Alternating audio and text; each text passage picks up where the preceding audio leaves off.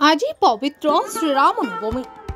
एही अवसर में विश्व प्रसिद्ध रथयात्रा पर आज कटक करतकल काठ चिरट कार्यर शुभ अनुकूल कर श्रीमंदिर कार्यालय माल महार्त नहीं श्रीमंदिर प्रशासन 5 जणिया प्रतिनिधि दल कटक जिला खपुरिया करतकल अभिमुखे यात्रा कर वरिष्ठ रथ तत्वावधारक सुदर्शन मेकाप भोई सरदार रवि भोई रथ अमीन लक्ष्मण महापात्र महाप्रभु माल महार्त दीप धूप सांगरे नहीं करतकल को बाहरी बेले सेठारे पूजा अर्चना करा जाय रथ काठ चिरट अनुकूल करा जायथिबार जणापड़ी।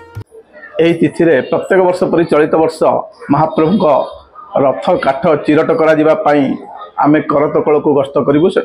खपुरियास्थ करतकल को सेठारे आमर काठ चिरट अनुकूल करा जिवो। सेथि पई आमे श्रीमंदिर प्रशासन तरफरु 6 जन गस्त करछु। सेथरे मुख्य प्रशासक महोदय अछंती एवं प्रशासक वाईसी नीति अमीन महाना भोई सरदार इत्यादि अछंती।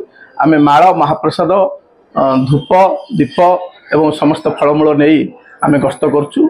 सेठारे आज दिन गोटाए समय पूजा अर्चना करा जिवो एवं महाप्रभु रथ काठ चिरट अनुकूल करा जिवो।